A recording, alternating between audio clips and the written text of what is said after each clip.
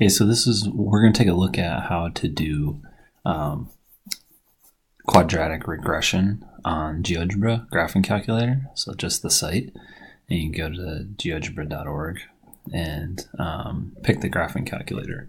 So the first thing you have to do is you have to put in the coordinates.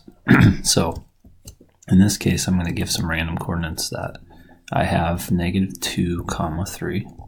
So that's my first coordinate. Notice I put the curly brackets here in front, and I'm going to put a comma.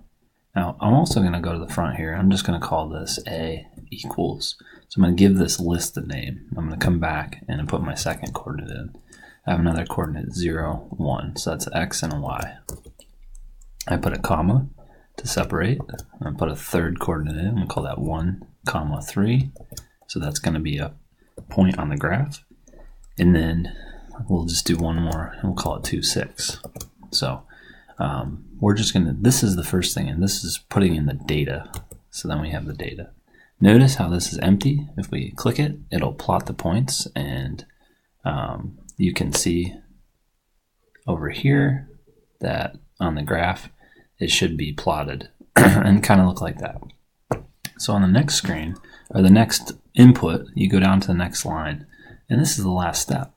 So what we're trying to do is a regression. Now the command in Geogebra is different than it would be on a calculator, but the calculator steps are doing the same thing that this is doing. So we're going to put FitPoly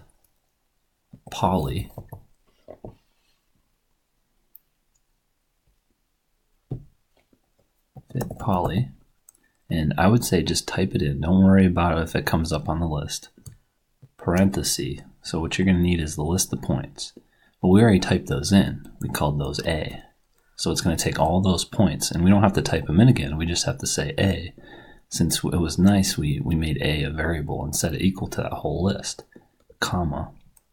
And now for quadratics, the highest degree in a quadratic is 2. So whenever you want to do quadratic regression, you put a 2 as the second thing. And that just means quadratic regression. If I put a 3, it'd be a cubic regression. Notice how it's x to the third. But for right now, we're just worried about 2 quadratic regressions. And if you look over on the graph, it fits it pretty well. Not perfectly, and it's not supposed to fit perfectly unless the points are exactly on that equation. Here's your equation in standard form. A is 0.84, your B value is 0.78, and your C value is 1.16. And that's what you need to do a regression.